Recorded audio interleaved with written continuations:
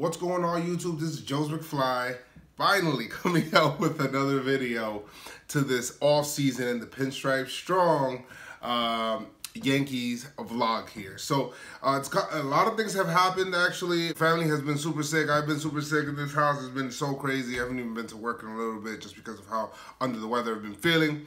But you know what? Let's get down to business. And there's been a lot of things going on in the Yankee universe. I've been dying to make a video, but I just really literally could not have been doing it. A lot of things have happened. Today, the Gold Gloves were released.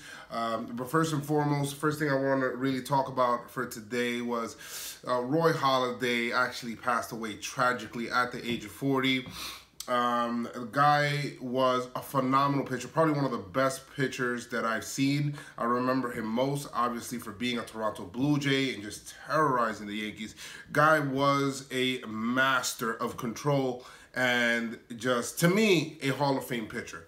The guy was completing games in an era where there were no complete games and there were pitch counts, and he was doing it. And he's great, man. And it's so tragic to see him go away like that, you know. But he was doing something that he loved to do, you know, which is flying planes and things, you know, and those kind of things. I just wish that, you know, those kind of things did not happen for him. I keep reading stories, and it's great to hear these kind of stories come out about how great he was, how giving he was, and all of those things. So I definitely condolences to him and his family, you know. But in terms of Yankee baseball, a couple of things have happened this week. I mean, Brian Cashman and Joe Girardi have come out with interviews talking about the situation with the management. There's going to be a lot of changes there because everybody's contract is up. But today what happened is that the finalists and the winners of the Rawlings Gold Gloves have actually come out. The two people that the Yankees actually had in there were Brett Gardner, left field, and I mean, Didi could have been a great guy for shortstop. He wasn't a finalist though. He missed a month. I think that probably hurt him. But Alderson Simmons is a wizard over there at shortstop. Not really sure who won those competitions, but in left field, I mean, you have Gardner. To me, was snubbed. He didn't win. Gordon won, and I don't know if there's ever been a player that has had 1,000 field percentage and has lost. I mean, he did not make one error in left field and did not win the Gold Glove. I mean, isn't that what it's about? Just being great. But Gordon is great at left field. I thought Gardner was better. All right, and then the other person that we had out there in right field was Aaron Judge. I did not think that Aaron Judge would win this over Mookie Betts.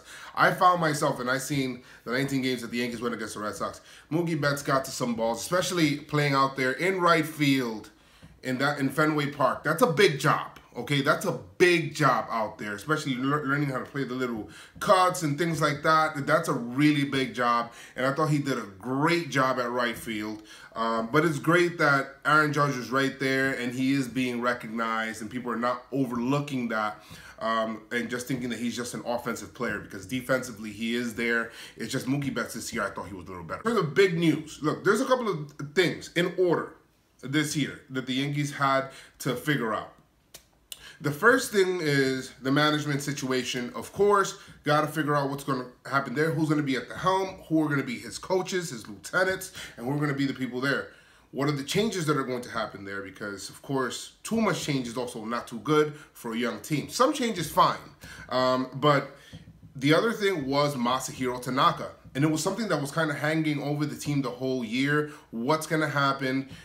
Tanaka opting out, you know, and I said throughout the year, this might end up being a blessing in disguise, because Tanaka had never, ever pitched this badly as how he has the entire year. And you know what? Maybe this might, you know, incline him to not opt out, and then we get 3 more great years of what Tanaka is, and then this year's just more of an aberration.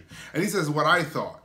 And I said, you know what, maybe he'll have a really good playoff, and then he'll decide, you know what, I'm just going to opt in. The market's not good right now. I still have that partially torn ligament in my elbow. The market's not really going to bear too much. Let me stay here. Let me take my secure money. And that's exactly what happened. Tanaka seen that. Tanaka said, What are you, crazy? I'm not leaving these kids. These guys are on the up and up. I'm gonna stay right here. I've seen exactly what that atmosphere was in New York, and I'm going to stay right here in Tanaka, does the big boy thing, and just opts into his contract and keeps it. So I said that that's gonna be good because Tanaka opting out would actually put the Yankees in a more precarious position when it comes to starting pitching. We all know starting pitching is very, very expensive to get, and to get a pitcher at the caliber of Masahiro Tanaka, you're going to have to overpay. Somebody like a Yu Darvish, which you don't want that. We've seen what happened in the playoffs, and we also don't want to, overpay somebody else. Then you got to overpay Arrieta. You don't want to do that.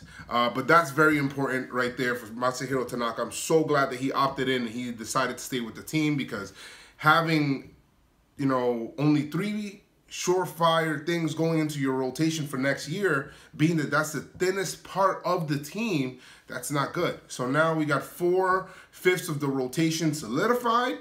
Now you can decide what you're going to do, whether you're going to bring CC back and sign Shihani Ohtani, because I think that both work hand in hand. You can never have too much starting pitching, but you could have too few. So it is really good, and that's important. I'm glad he did opt in. It is exciting now to be able to pick the coaching. So right now, when it does come to the coaching, that's the one thing. It's exciting because we don't know what the hell's happening or who is it going to be. But we know it's going to be somebody that's going to be more of a player's kind of coach, and somebody that's going to be analytical driven, and somebody that's going to be basically taking marching orders from upstairs. Names that I keep hearing are like Raul Ibanez, Jerry Harrison Jr. But one thing that Brian Cashman did say in his conference, he said that he does not know 100% yet. All of the people that they're trying to, they have an idea, but they don't know 100% yet who are the people that are going to be interviewed, and that he will make them available. So right now, everything is speculation. We don't really know. We can say, oh, Alfred Rodriguez, or we can say, oh, some people even say Willie Randolph. Whatever. You're not going to know until you get that list of candidates from Cashman, and it looks like he's going to make that public out of everybody, because part of the job description for the manager is to handle the New York media. So let's see what happens there. The other portion of it is that the other coaches also have all of their contracts expire. We have already seen Joe Espada, which I'm sure all the Yankee fans will be happy about. We won't have to see him freaking waving around Bird around third base like he's Jacoby Ellsbury. Well, he could go over there and do that in Houston with McCann being the bench coach over there.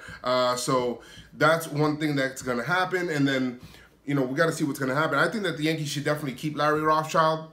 And because, like I said, too much change is not that good. Is the 40-man roster and the Rule 5 draft. I'm going to make another video later on, I'm not sure when, probably later on this week, talking and explaining a little bit more about the Rule 5 draft, because there's a lot of confusion and people that need clarification on the Rule 5 draft, which I'm definitely going to do. But the 40-man roster right now is when you're going to see the crunch.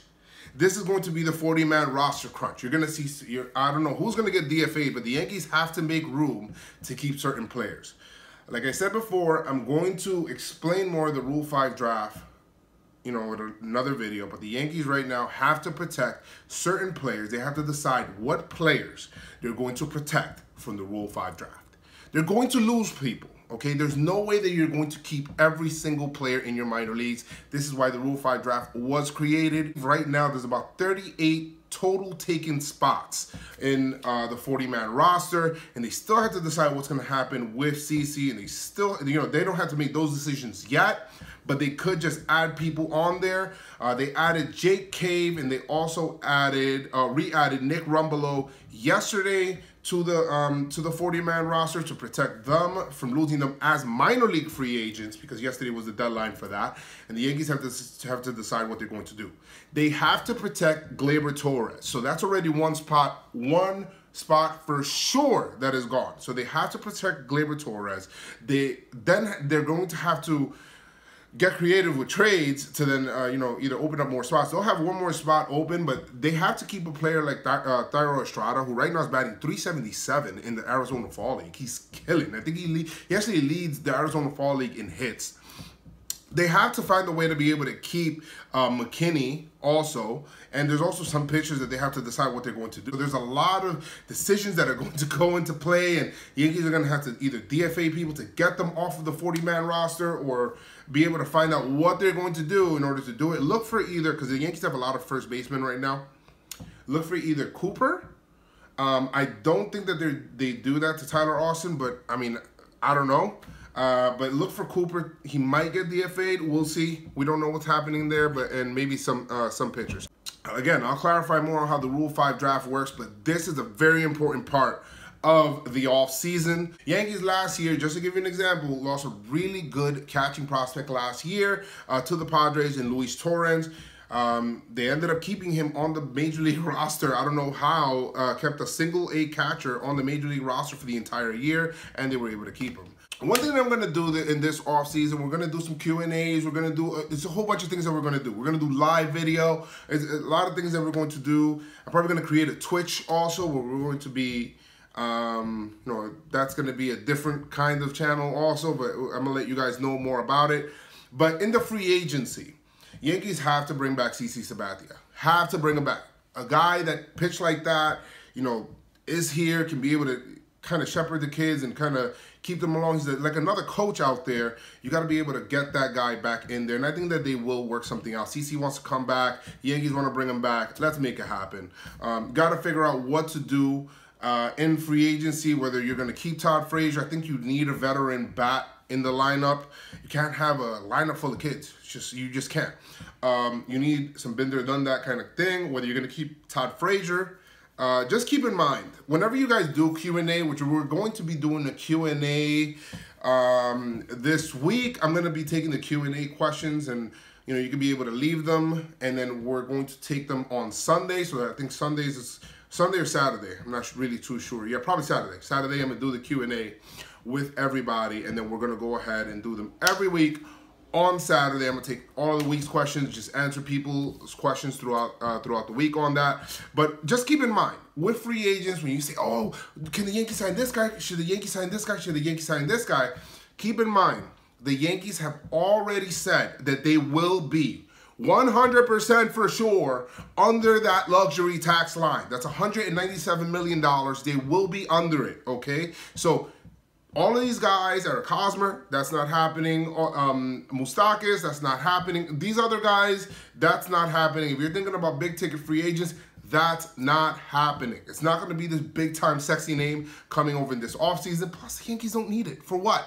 But in terms of the schedule in this offseason, I want to make it really interactive. I want to be able to bring out some more videos and more content and interact with everybody that's been on there and been on Twitter. If you don't have me on Twitter, make sure you do follow me at Joes McFly on Twitter. Every week, we're going to do a player profile, which is a minor league player in the, in the minor leagues. I'm probably going to do that. I want to do that maybe like on a Tuesday or something like that, where I'll talk about it, pick a specific prospect, top prospect out of a hat, and pick his name out, and then we pull out his player profile and talk about him there. And I'm pretty well versed on the majority of the players, and I'll try to see if I can provide video and all of that for you, just so that you can get a little bit more acquainted with some of the prospects in the Yankee organization.